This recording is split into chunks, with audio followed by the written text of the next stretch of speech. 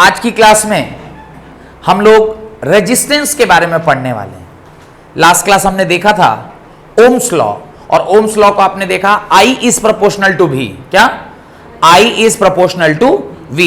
I proportional to अगर V है तो उसके हिसाब से फिर हमने V is equal to IR लिखा था, और वहां जो प्रोपोर्शनैलिटी कांस्टेंट था उसी को हम लोग क्या कहते हैं? रेजिस्टेंस कहते हैं। तो सबसे पहला चीज जो हमको समझ में आना चाहिए कि रेजिस्टेंस है क्या। तो रेजिस्टेंस क्या है उसको समझने के लिए हम लोग को कंडक्टर बनाना चाहिए, ताकि कंडक्टर के अंदर क्या हो रहा है ये बात पहले हमें समझ में आए, तो फिर रेजिस्टेंस क्या होता है उसको हम लोग समझ लेंगे कि रेजिस्टेंस क्या है। तो ये आपका कंडक्टिंग वायर है, और इस कंडक्टिंग वायर के अंदर ये आपका एटम, जो कि जिससे इलेक्ट्रॉन जो है वो बाहर निकल चुका है या उसके बाहर रखा हुआ है फ्री इलेक्ट्रॉन्स के टर्म में। ये आपका आयन है जिसका वो इलेक्ट्रॉन है जो फ्रीली मूव करने के लिए छोड़ दिया गया है, और ये उसके ठीक बगल में उसका इलेक्ट्रॉन है जो इनिशियली तो रैंडमली मूव कर रहा था, लेकिन on the application of potential difference, जब आपने इसमें क्या लगा दिया? पोटेंशियल डिफरेंस अप्लाई कर दिया, उसके बाद अब ये नो मोर, ये अब पोटेंशियल डिफरेंस अप्लाई कर देने के बाद ये जो टर्मिनल है वो कैसा हो गया? पॉजिटिवली चार्ज हो गया, और ये जो टर्मिनल है वो कैसा हो गया? नेगेटिवली चार्ज हो गया। और जो इलेक्ट्रॉन्स हैं ये ड्रिफ्ट वेलोसिटी से आगे की ओर बढ़ने की टेंडेंसी रखने लगे। अब जब ये आगे बढ़ रहा है तो आपने पढ़ा भी था ड्रिफ्ट वेलोसिटी के केस में कि एवरेज वेलोसिटी इसका जीरो हो जाता है। उसका कारण जीरो होने का ये है कि जैसे ही ये रैंडमली आगे बढ़ने की कोशिश करता है, इसका जो मुलाकात है वो किससे हो जाता है? अपने ही आयन से हो जाता है। और जब ये अपने आयन से टकराएगा तो वही उसके रास्ते में क्या बनेगा? रुकावट बनेगा, और वही रुकावट रेजिस्टेंस का रूप लेता है। वही रुकावट किसका रूप लेता है? रेजिस्टेंस का रूप लेता है। तो the resistance is the opposition offered by the ion in the path of resistance of a conductor is resistance of a conductor is the opposition offered by the conductor, the opposition offered by the conductor to the flow of electric charge, to the flow of electric charge in the conductor. Opposition offered by the conductor to the flow of electric charge in the conductor, in the conductor. तो ये जो opposition हुआ है, रुकावट जो पैदा हुई है, इसी को क्या कहते हैं? रेजिस्टेंस कहते हैं। This only called as resistance. इसी को हम लोग क्या कहते हैं? रेजिस्टेंस कहते हैं। अब इसका एक और डेफिनेशन क्या हो सकता है? रेजिस्टेंस इज इक्वल टू, एक तो होता है V is equal to IR, तो resistance is the ratio of potential difference applied, potential difference applied, potential difference applied to the electric current in the circuit. Resistance of a conductor is the ratio of potential difference applied to the current flowing in the circuit. ये आपका resistance हो गया। और resistance का unit आप जानते हैं, unit of resistance, unit of resistance is ohm, unit of resistance is ohm। Symbol ohm का कैसा है? ऐसा है सिंबल ओम का। तो यूनिट ऑफ रेजिस्टेंस क्या हो गया? ओम हो गया। That is volt per ampere. Ohm मतलब क्या होता है? Ohm is volt per ampere, volt per ampere. Then heading डाली, मैंने सब हेडिंग डाली है।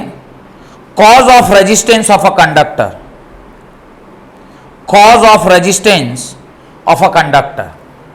तो कॉज ऑलरेडी मैंने आपको समझा दिया है, बस इसी बात को क्या करना है? लिख लेना है। कॉज क्या है? कि जब कभी भी आपने पोटेंशियल डिफरेंस डाला है तो ये सारे के सारे electron towards the positive terminal attracted हो गए।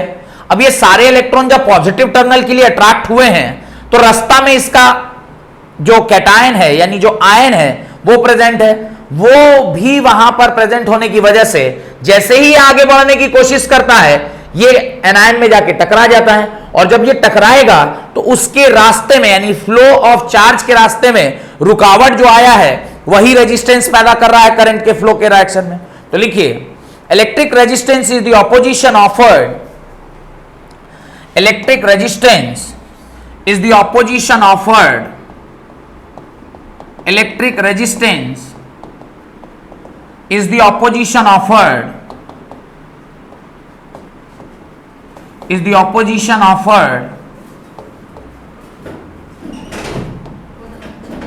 offered in the path of flow of charge, flow of charge by the ion, by the ion। ये ऑपोजिशन है। Point number 2, when a conductor is connected to a battery, when a conductor is connected to a battery, when a conductor is connected to a battery,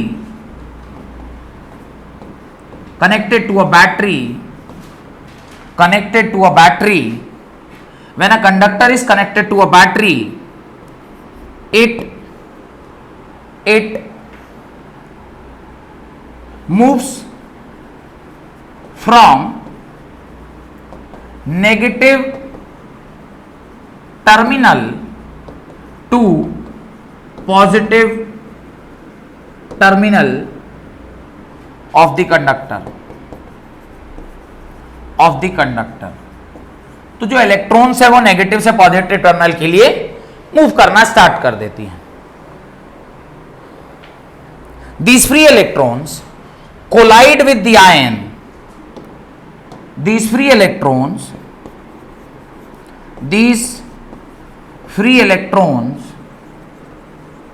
collide with the ions, these free electrons collide with the ion in the conductor, collide with the ions in the conductor। Next, this collision offers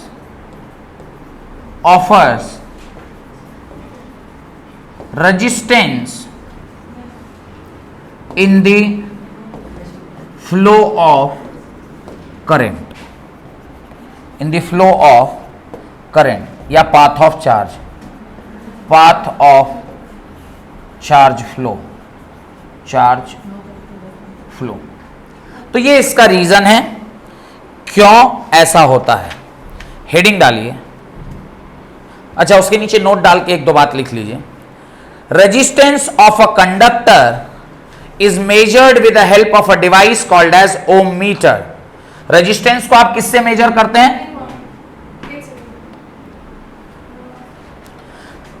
resistance को आप किससे major करते हैं? ओम metre से। तो resistance offered by, sorry, resistance is measured by a device, resistance is measured by a device called as ohm meter, ohm meter। तो जो device जिससे आप करंट मेजर करते हैं वो क्या है? ओम मीटर है। Point number 2, point number 2, second point, resistance of human body when skin is dry. Next point, resistance of human body when skin is dry is 10⁵ ओम के बराबर। देख रहे हैं कितना बड़ा रेजिस्टेंस ऑफर करता है हमारा बॉडी। और if the skin is wet, next point, if the skin is wet, जब हमारा शरीर गीला रहता है, then the resistance is 1500 ohm. तो ये बात ध्यान रखिएगा, गीले शरीर का रेजिस्टेंस कितना है? 1500 ओम है, वेरएस भीगा हुआ सूखा हुआ शरीर का जो रेजिस्टेंस है वो 10⁵ है। और जो डिवाइस है जो रेजिस्टेंस को मेजर करता है वो कौन है? ओम मीटर है। Done. Next, factor affecting. Next लिखिए, factor affecting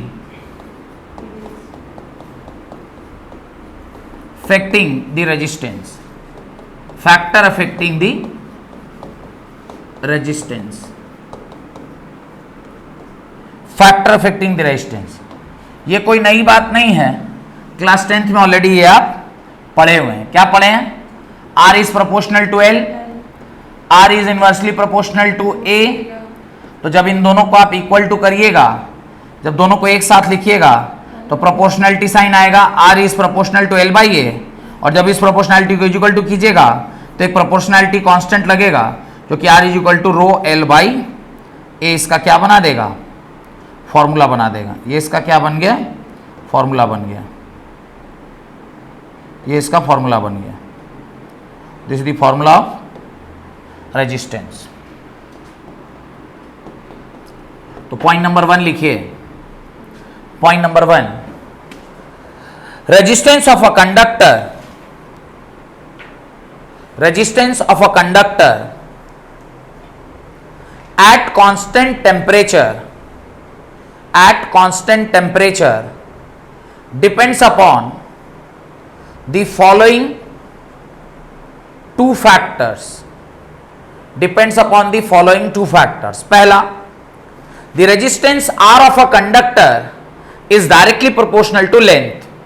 point number 1, the resistance R of a conductor is directly proportional to length। तो ये आपका इक्वेशन नंबर क्या हो गया? 1 हो गया। R is proportional to L, उसके नीचे लिख दीजिएगा, डब्बे में बंद कर लीजिए। Point number 2, the resistance R of a conductor is inversely proportional to, the resistance R of a conductor is inversely proportional to what? area, cross section area of the conductor। तो ये इनवर्सली प्रोपोर्शनल है।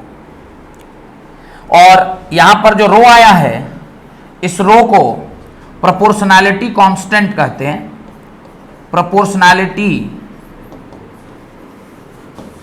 Proportionality constant, जो कि और किसके बराबर है?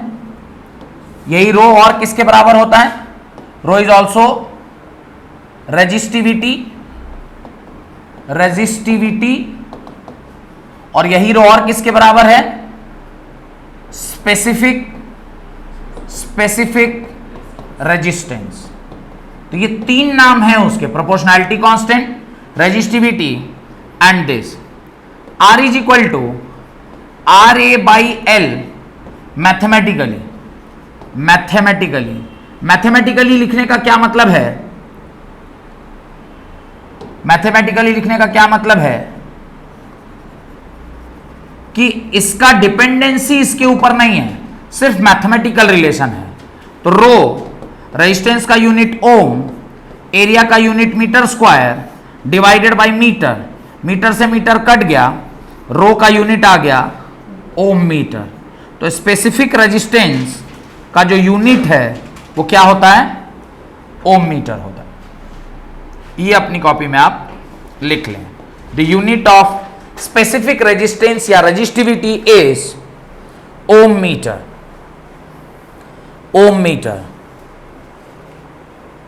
Done. यहां तक कोई डाउट?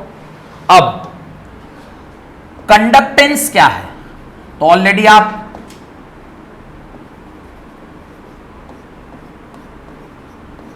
इलेक्ट्रोकेमिस्ट्री में ये सब पढ़ चुके हैं। Conductance is what? 1 upon resistance is conductance. इसको C से या G से डिनोट किया जाता है। तो G is equal to 1 upon rho L by A। तो G is equal to A by rho L, और G is equal to sigma A by L. This is the formula of what? This is the formula of conductance, where 1 upon rho is equal to sigma, and sigma is conductivity. Sigma is conductivity, और conductivity मतलब reciprocal of resistivity is what? Reciprocal of resistivity is conductivity. तो reciprocal of resistivity किसके बराबर है? Conductivity के बराबर है. Reciprocal of resistivity is conductivity. Clear? क्या? 1 by rho को सिग्मा लिख दिए. Unit of conductance, unit of conductance, इसका यूनिट ये होता है ओम इनवर्स, या इसको मो या ओम इनवर्स, और ऐसा यूनिट होता है साइमन. तो this is the unit of conductance, unit of conductance. और इसका यूनिट क्या होगा? कंडक्टिविटी का यूनिट, तो ये हो जाएगा मो मीटर इनवर्स, या ओम इनवर्स मीटर इनवर्स, या साइमन इनवर्स मीटर इनवर्स, या फिर कुछ भी लिखिए. क्या क्या? Simon is the unit of conductivity. Simon होगा, हाँ, साइमन होगा.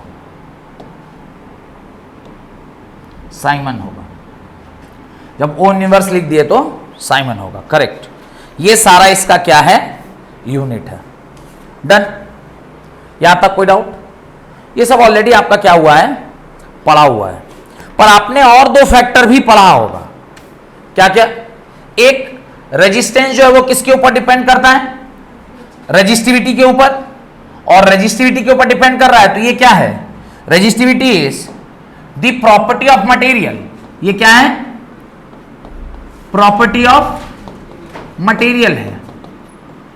तो इसके ऊपर भी डिपेंड करता है. प्रॉपर्टी ऑफ मटेरियल के ऊपर भी डिपेंड करता है. लास्ट एक और फैक्टर काम करता है, that is resistance. Is fourth point है. Resistance also depends upon the temperature. क्योंकि जब आपने ऊपर वाला पॉइंट लिखा था तो वहां लिखा था कि R is proportional to A and R is proportional to L and inversely proportional to area only when the temperature is constant. But if temperature is not constant, तब क्या? Then जो फॉर्मूला है वो है R at any temperature T is equal to R naught 1 plus alpha T. R is equal to R naught 1 plus alpha T, where RT is what? RT is resistance of the conductor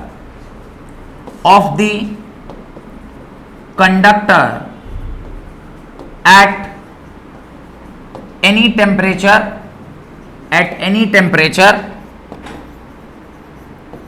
T. R naught, what is R naught? R naught is resistance of the conductor at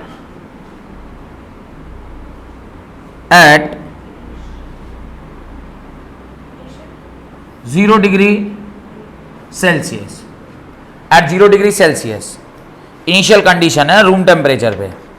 R not is at 0 degree Celsius और 273 kelvin और 273 kelvin, इन दोनों में से कुछ भी.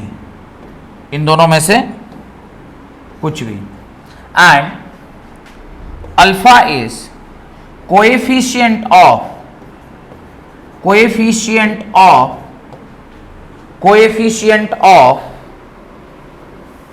Alpha is coefficient of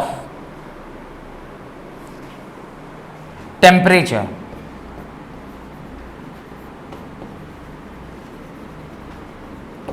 and T is any temperature. T is any temperature. T is any temperature. तो ये आपका रेजिस्टेंस का डिपेंडेंसी है टेम्परेचर के ऊपर। डन? क्लियर हो गई बात? इसमें ये कुछ वेरिएबल्स हैं जिसके बारे में क्वेश्चन न्यूमेरिकल करेंगे तब समझ में आएगा कि कैसे इसको यूज करते हैं। कोफिशिएंट दिया रहता है, हर एक मटेरियल के लिए अलग अलग होता है। अल्फा का वैल्यू आपको दिया रहेगा। अरे टोटल कितना वेरिएबल है? 1 2 3 4। कोई 3 देगा आपसे, चौथा निकलवा लेगा। न्यूमेरिकल तो उसी को बोलते हैं ना कि 4 ठो चीज है, उसमें से 3 ठो दिया, 1 ठो निकलवा रहा है तो न्यूमेरिकल बन गया। डन?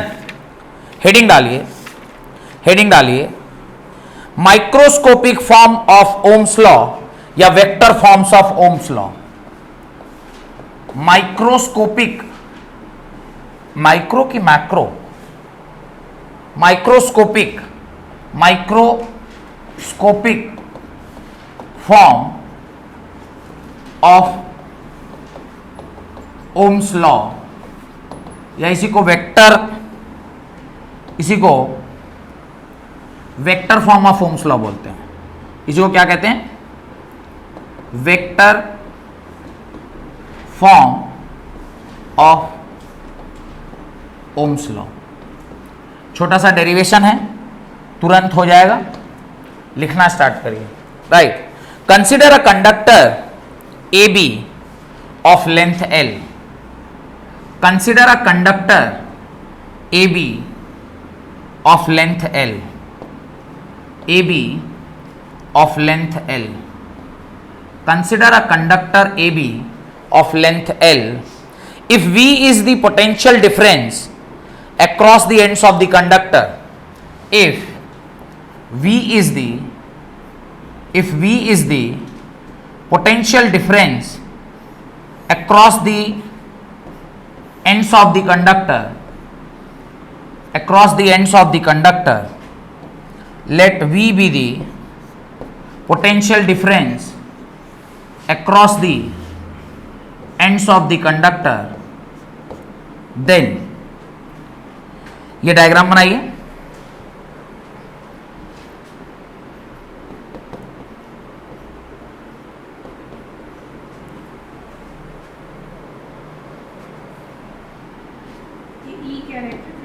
इलेक्ट्रिक फील्ड वेक्टर के साथ बना हुआ है। V इज इक्वल टू किसके बराबर? EL के बराबर।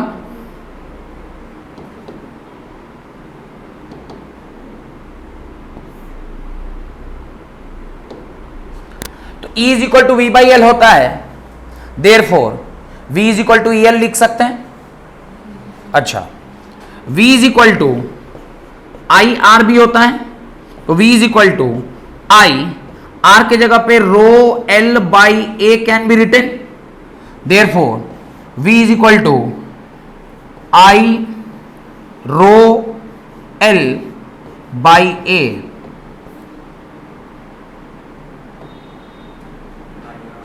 ठीक है, ये दो इक्वेशन आ गए। I बाई A को J लिख सकते हैं क्या? बड़े आगे क्या है अभी? V इज इक्वल टू आपने क्या लिखा? V इज इक्वल टू लिखा I रो L बाई ए, जहां पे कल ही आपको पढ़ाया था कि I by A can be written as current density J। तो V is equal to, can I write J rho L, can I write this? Current density कल नहीं पढ़ाए थे करंट डेंसिटी? अरे वेक्टर क्वांटिटी जो बोला था कि वेक्टर की जगह जहां जहां यूज होगा, नहीं? अच्छा, V के जगह पे क्या लिख सकते हैं? लास्ट देखिए, V के जगह पे क्या लिख सकते हैं? EL लिख सकते हैं। तो यहां पे v के जगह क्या लिख रहा हूं, EL लिख रहा हूं, तो v के जगह पे क्या लिख दिया, EL लिख दिया, जो किसके बराबर है, J रो L के बराबर है, L से L कट गया, electric field is equal to J rho के बराबर या रो J के बराबर, जो भी लिखिए, electric field is equal to rho J के बराबर। डन। अब ये एक वेक्टर क्वांटिटी, ये तो स्पेसिफिक रेजिस्टेंस जो कि एक कांस्टेंट होता है, ये भी एक वेक्टर क्वांटिटी, तो E is equal to rho J, ये क्या बन गया, ये क्या बन गया, एक फॉर्मूला बन गया, एक फॉर्मूला बन गया। डन। अब अगली लाइन पर E is equal to rho के जगह पे 1/सिग्मा लिखा जा सकता है इंटू J, तो J is equal to sigma, इधर मल्टीप्लाई कर दिया तो सिग्मा E लिख सकते हैं, J is equal to sigma E, current is equal to sigma E, और ये आपका क्या बन गया, vector form of Ohm's law. This is vector form of Ohm's law, this is vector form of Ohm's law, J is equal to sigma E।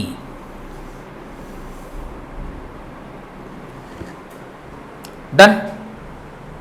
तो vector form ये exam में पूछता है, डेरिवेशन इसका कि वेक्टर फॉर्म, वो वाला तो V is equal to I R दुनिया लिख लेता है, ये वाला सब लोग नहीं लिख पाते, तो ये एग्जाम में पूछता है, तो इसको थोड़ा ध्यान रखिएगा। हेडिंग डालिए, डेरिवेशन ऑफ ओम्स लॉ, लिख लिए, derivation of Ohm's law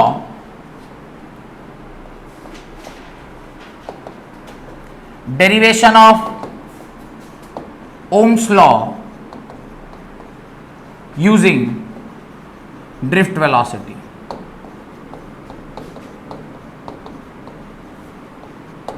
Derivation of Ohm's law using drift velocity. Consider a material of length L and cross sectional area A.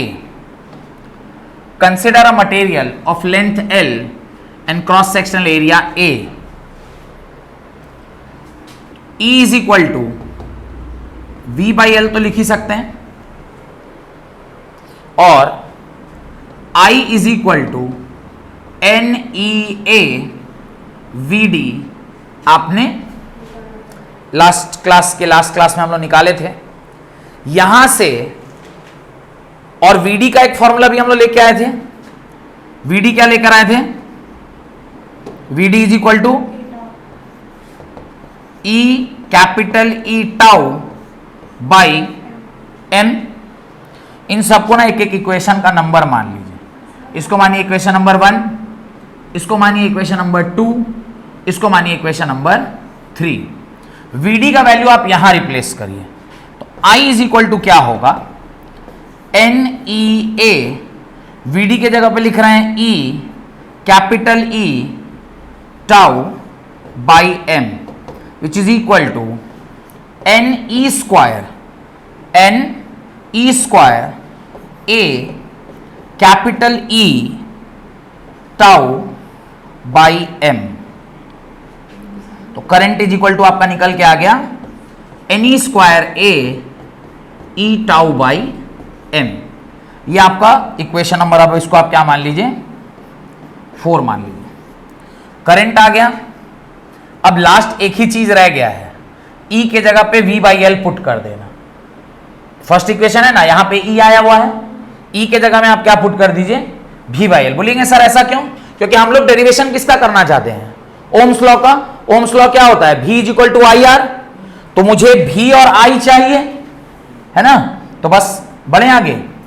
ये एक्सप्रेशन लिख लिया, मेरे को अगले बार में बोलिएगा I का एक्सप्रेशन क्या है, बोलिए, I is equal to NE square capital E tau A by M, और ये इसके अंदर हम लोग पुट कर रहे हैं E is equal to V by L को। तो जब आप इसको पुट करिएगा तो I is equal to N E square, E के जगह में क्या पुट कर दिया, V by L tau A by M, correct. अब भी को एक तरफ रखिए और बाकी सबको एक तरफ ले आइए, तो इसको ऊपर ले आया, L M whole divided by N E square A tau into I, done. v is equal to, एक काम कीजिए, यहां पे l by A into I ये एक तरफ रखिए, और जो बच गया उसको एक तरफ रखिए। देखिए l बाई ए को छोड़ दिए, बाकी जो बचा है वो बोलिए m whole divided by N E square tau. यहां तक कोई डाउट है तो पूछिए, नहीं, बस इसी स्टेप पे आपका आंसर है। ध्यान से देखिए, v इज इक्वल टू क्या होता है, आई आर, और v is equal to can I write rho L by A into I. यहां से इसको कंपेयर कीजिए, इसको भी कुछ एक इक्वेशन मान लीजिए, इन दोनों को ठीक से कंपेयर करिए। देखिए भी आई आई, एल बाई ए, ये जो सामने बचा ये किसके बराबर, रो के बराबर दिखाई दे रहा है जो मैं बोल रहा हूं। v is equal to rho L by A into I है, यहां पर भी v is equal to something into L by A into I है। तो ये जो समथिंग लिखा हुआ है ये ऑब्वियसली किसके बराबर होना चाहिए। तो ऑन कंपेयरिंग इक्वेशन, इसको इक्वेशन नंबर जो भी आप माने होंगे, इसको इक्वेशन नंबर 4, 5 और इसको इक्वेशन नंबर 6। तो on comparing equation number 5 and 6 what we'll get rho is equal to m whole divided by n e square tau। आज ही की क्लास में थोड़ी देर पहले मैंने आपको लिखवाया था कि rho is the property of material लिखवाए थे। और देखिए रो किन किन चीजों पर डिपेंडेंट है। रो डायरेक्टली प्रोपोर्शनल है mass of the electron, rho inversely proportional है number of electron present in an atom, rho is inversely proportional to E square, ये प्रोपोर्शनलिटी तो नहीं हुआ क्योंकि ये तो कांस्टेंट चीज है, और rho is inversely proportional to tau, tau is average relaxation time, mass material dependent, number of electron present material dependent, relaxation time material dependent. तीनों का तीनों चीज जिसके ऊपर रो डिपेंड कर रहा है, ये सब प्रॉपर्टी किसकी है, मटेरियल की है। इसीलिए रो को आप बचपन से यानी जब 10 में पढ़ रहे थे तभी से आप पढ़ते आ रहे हैं, rho is the property of material. What are the properties on which rho depend, rho depends directly on mass, inversely on number of free electrons and inversely on relaxation time. Done हो गया। तो rho किसके किसके ऊपर dependent है, M N E square tau के ऊपर। फॉर्मूले से भी समझ में आ गया। अब आप अच्छा इसी का अगर आपसे कोई पूछ ले भाई सिग्मा किसके ऊपर डिपेंड करता है, तो यहां से आप कह सकते हैं 1 upon rho is equal to sigma. तो सिग्मा किस किस के ऊपर डिपेंड करेगा, N E square tau by M के ऊपर। ये सिग्मा का डिपेंडेंसी है। डन। एग्जाम में ये सब पूछता है इसलिए उसका ध्यान रखिएगा। हेडिंग डालिए, factor on which resistivity of a conductor depends, factor on which resistivity of a conductor depends, a conductor depends। तो ऑलरेडी फॉर्मूला हम लोग को पता चल गया है, बस पॉइंट वाइज क्या कर लेना है, लिख लेना है, पॉइंट वाइज खाली लिख लेना है। Right, resistivity of conductor depends upon point number 1 free electrons that is number n, free electrons that is number n। तो n क्या है, free electron per unit volume. Free electron per unit volume. Per unit volume में free electrons की संख्या कितनी है उसके ऊपर यह डिपेंडेंट है। Point number 2। सेकेंड पॉइंट किसके ऊपर डिपेंडेंट है? It is dependent on relaxation time. Relaxation time, it depends on relaxation time.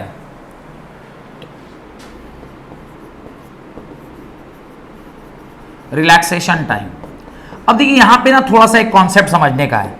Relaxation time क्या है? दो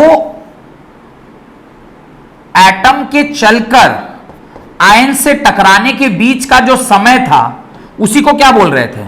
रिलैक्सेशन टाइम बोल रहे थे। अगर मैं टेम्परेचर बढ़ा देता हूं तो जो आयन के टकराने का समय है वो बढ़ेगा कि घटेगा? बढ़ जाएगा कि घट जाएगा? घटेगा।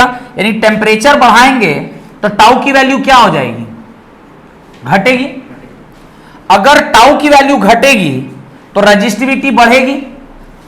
टाउ की वैल्यू अगर घट रही है तो रेजिस्टिविटी क्या हो रही है? बढ़ रही है। इसका मतलब यहां से एक इनडायरेक्ट चीज हम ये समझ पा रहे हैं कि टेम्परेचर के बढ़ने से रेजिस्टिविटी क्या हो जाता है? बढ़ जाता है। ठीक है, तो ये सेकेंड डिपेंडेंसी है। टेम्परेचर बढ़ेगा तो रेजिस्टिविटी भी क्या हो जाती है? बढ़ जाती है।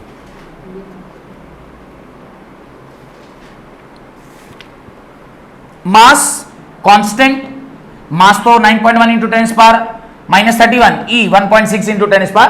तो ये दोनों तो कोई विशेष पॉइंट नहीं है, मुख्यतः यही दोनों पॉइंट था जिसके ऊपर ये डिपेंड कर रहा है। नंबर एन के ऊपर और दूसरा टाउ के ऊपर।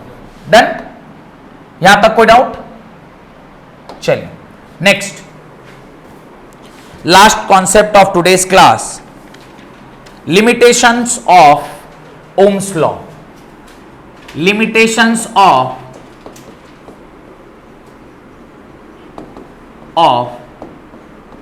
Ohms law. इसका limitation, limitations of Ohm's law.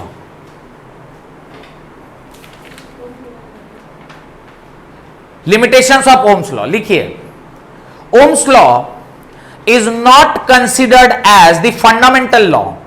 क्यों? Why it is not considered as the fundamental law? क्योंकि ये यूनिवर्सल लॉ नहीं है। जो लॉ यूनिवर्सल होता है वही फंडामेंटल है, तो ये फंडामेंटल लॉ नहीं है। It is not at all a fundamental law. Right? Universe, right. Ohm's law is not considered as the fundamental law. Ohm's law is the fundamental law. एक fundamental law नहीं है। Why it is not a fundamental law? Because it is not universally true. Universally true नहीं है, हर जगह true नहीं होता है। There are some cases जहां पे ओम्स लॉ वैलिड नहीं होता है। तो लिखिए, Ohm's law is not considered as fundamental law, therefore it is not, therefore it is not, therefore it is not obeyed everywhere. Therefore it is not obeyed everywhere. अब इसके कुछ points हैं, उसको थोड़ा ध्यान से देखिए। There are two types of conductor. There are two types of conductor. Types of conductor.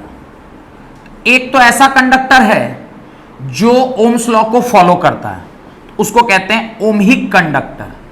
इसको क्या कहते हैं? Ohmic conductor.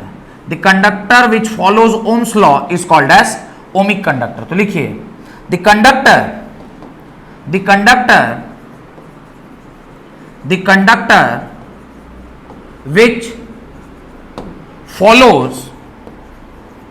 which follows Ohm's law is called ohmic conductor. उसको हम ओमिक कंडक्टर कहते हैं। और ओम्स लॉ को फॉलो करने का क्या मतलब है? तो जब आप V और I के बीच का ग्राफ बनाइएगा, V और I के बीच का ग्राफ बनाइएगा, तो वो ग्राफ कैसा होगा? It is a straight line passing through origin. ऐसा अगर ग्राफ बन रहा है मतलब वो ओमिक कंडक्टर यानी ओम्स लॉ को क्या कर रहा है? फॉलो कर रहा है। वेयर एज इसका जो दूसरा भाई है that is non ohmic conductor, that is non ohmic conductor, non ohmic conductor. Non ohmic conductor मतलब अब कुछ, अच्छा पहले इसका डेफिनेशन लिखते हैं। The conductor which do not follow Ohm's law completely, माने फॉलो करेगा पर कंप्लीटली फॉलो नहीं करेगा, is called non ohmic conductor, is called non ohmic conductor.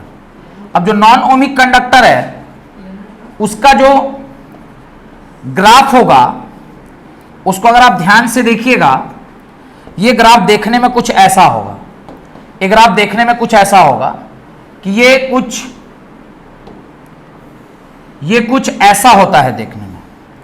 अब आप देख पा रहे हैं कि ये V equal to I R के कर्व को फॉलो नहीं कर रहा है, ये V equal to I R के कर्व को फॉलो नहीं कर रहा है। ये वोल्टेज वर्सेस करंट का अगर आप ग्राफ देखिएगा या करंट वर्सेस वोल्टेज का ग्राफ देखिएगा तो ये कहीं से भी V equal to I R को फॉलो करता हुआ नहीं दिखाई दे रहा। दोनों का सेम ही होगा मतलब नहीं, अलग अलग भी होगा, लेकिन यहां पर ये डायोड के लिए जो हम लोग ना सेमीकंडक्टर चैप्टर में पढ़ेंगे, डायोड का आईवी कैरेक्टरिस्टिक्स ग्राफ है, आईवी कैरेक्टरिस्टिक्स ग्राफ यानी आईवी ग्राफ, सीधे लिखिए आईवी ग्राफ है, ये आईवी ग्राफ है किसका? डायोड का। तो डायोड का आईवी ग्राफ ऐसा होता है। तो अब कहीं कहीं ऐसी जगह होती है जहां पर ये V equal to I R को फॉलो नहीं करता है। अब जहां फॉलो नहीं कर रहा है इसका मतलब वो क्या है? डिसोबे कर रहा है ओम्स लॉ को, और यही कारण है कि ओम्स लॉ क्या है? It is not a fundamental law. एक और है, at high temperature, point number 3, at high temperature. अब देखिए टेम्परेचर जब हाई होगा तो कंडक्टिविटी बढ़ती है, टेम्परेचर हाई होगा तो कंडक्टिविटी बढ़ेगी ना। अगर नॉर्मल टेम्परेचर रहता है तो उस पे तो ग्राफ ऐसा आता है, लेकिन जैसे ही टेम्परेचर बढ़ा दिया जाता है ग्राफ में थोड़ा सा क्या देखने को मिलता है? डिफ्लेक्शन देखने को मिलता है। ग्राफ में क्या देखने को मिलेगा? तो ये eight normal temperature, eight normal temperature, और ये at high temperature. High temperature पर कंडक्टिविटी बढ़ जाएगी, हाई टेम्परेचर पर क्या बढ़ जाएगी? कंडक्टिविटी बढ़ जाएगी। वोल्टेज वर्सेस करंट का ग्राफ ऐसा आएगा। तो ये सब कुछ ऐसी जगह है जहां पर ओम्स लॉ वैलिड नहीं है। हाँ, नॉन ओमिक कंडक्टर, ठीक है। और कुछ सेमीकंडक्टर होते हैं जिसके ऊपर भी ओम्स लॉ वैलिड नहीं होता है।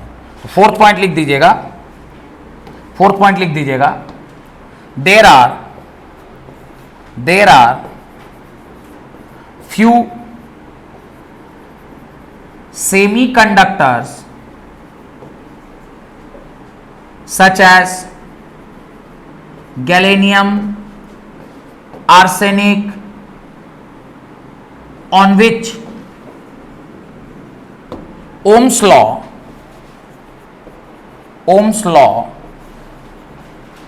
is not valid. Ohm's law is not valid. तो कुछ सेमीकंडक्टर्स के ऊपर ओम्स लॉ वैलिड नहीं है। तो ये कुछ 4-5 पॉइंट हैं जिसके ऊपर ओम्स लॉ वैलिड नहीं होता है। डन। अब हम लोग का नेक्स्ट काम रह गया है इसके ऊपर क्या करना? न्यूमेरिकल करना। न्यूमेरिकल करेंगे और उसके बाद हम लोग सीधे चले जाएंगे इलेक्ट्रिकल एनर्जी एंड पावर के ऊपर। इलेक्ट्रिकल एनर्जी एंड पावर के बाद resistance in series, resistance in parallel, और उसके बाद final part of the chapter Kirchhoff's law, और चैप्टर आपका क्या हो जाएगा, खत्म हो जाएगा। तो ज्यादा नहीं, 4-5 टॉपिक गिनती का और बचा हुआ है। बहुत अच्छे से आप लोग पढ़ रहे हैं, हो जाएगा complete. It will take another 4-5 class और आपका चैप्टर कंप्लीट हो जाएगा। बहुत बहुत धन्यवाद आज की क्लास अटेंड करने के लिए।